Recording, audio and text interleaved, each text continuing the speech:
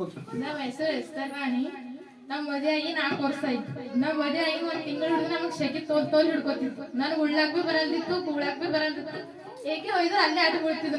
ನಾನು current shock ಹೊಡೆದಂಗತ್ಲೇ ಹೊಡೆದ್ರ ನಮ್ಮ ಅತ್ತೆರೆಲ್ಲ ನನ್ ಗಂಡು ಅಂದಾರಕ್ಕೆ ಈಗ ಮಕ್ಕಳು ಆಗಲ್ರು ಹೋಗಿ ಕುಳು ಅಂದರು. ನಾವು ಸಾಬ್ರಿಗೆ ಹೇಳಿದೆವು, ಸಾಬ್ರಿ ನಂಗೆ ಮಕ್ಕಳು ಆಗಲ್ಲ ತರ ಮತ್ತ ದವಾಖಾನಿಗೆ ತೋರ್ಸ್ಕೊಳತ್ತೆ ಖರೆ ಕಮ್ಮಗ ಹೊಂಟದ ಅಂತ ಹೇಳಿದ್ವು. ದವಾಖಾನಿಗೆ ಹೋದ್ರ ಅಂದ್ರ ನಿನ್ ಮಕ್ಕಳು ಆಗಲ್ರು, ಹೊಟ್ಟೆ ರಕ್ತ ಗಡ್ಡಿಗಟ್ಟದ ಹಂಗೆ ಹೋಯ್ತು ಖರೆ ಆಗಲ್ರು ಅಂದರು.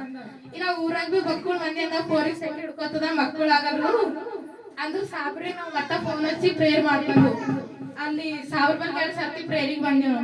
ಸಾಬ್ರು ಧೈರ್ಯ ಹೇಳ್ಯಾರ, ನನಗ್ ತಂದಿಲ್ ಕರೆ ತಂದೆ ಸ್ಥಾನದ ಇದ್ದಿ ನನಗೆ ಎಂತ ಕಷ್ಟ ಬಂದ್ರು ನನ್ ಗಂಡಗ ನನಗೆ ಎಂತ ಜಗಳಗಳು ಆದ್ರೂ ಬಿ ಸಮಾಧಾನ ಮಾಡಿಕ್ತಾರ ಹಾಗೆ ನಮಗೆ.